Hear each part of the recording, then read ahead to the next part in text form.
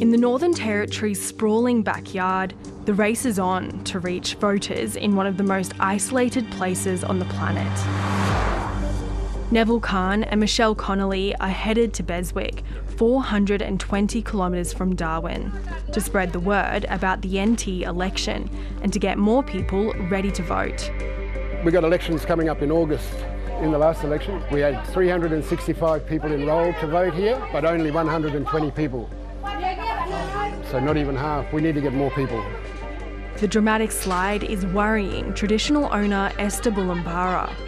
They should be enrolling. In vote.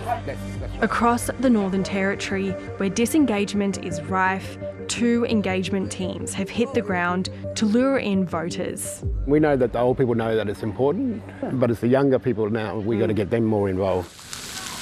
But it's no easy task. The team hope this barbecue will draw more people in. Yeah, so in August. And if you've got any questions, then we can try and answer them too. Only a handful of people have turned up. I think there's a underlying feeling of neglect. They feel like they've been forgotten. I might just vote for it, but I'm not really sure what it's going to do about this community. After living in rundown public housing for decades, Peter Lindsay was handed the keys to a new home this year. It just makes you more, feel more better about myself, I guess. Good boy. The community leader has seen the population grow. Labor built around 20 new homes in Beswick, but it's nowhere near enough, with many still living in overcrowded hot boxes. You're in one of those cooking ovens, just put the lid on, they live in there. Peter is tired of seeing substandard roads, insufficient police, and a lack of jobs in the community. To be honest, I feel like the rest of them out here, what am I voting for? I don't really know what I'm voting for. That people do that, question that every time there's an election. What's the point in voting? They're not going to fix my roads. We don't see them come out into our communities. The teams come into communities hoping to speak to the masses, but it's not just long-standing neglect and broken promises. It's quiet streets like these that pose a big challenge. Getting their message to organised groups is one way of getting around that. Inside this men's shed, the team is spreading a message of rights. So that government know that people are here. But not everyone's convinced their vote will do anything.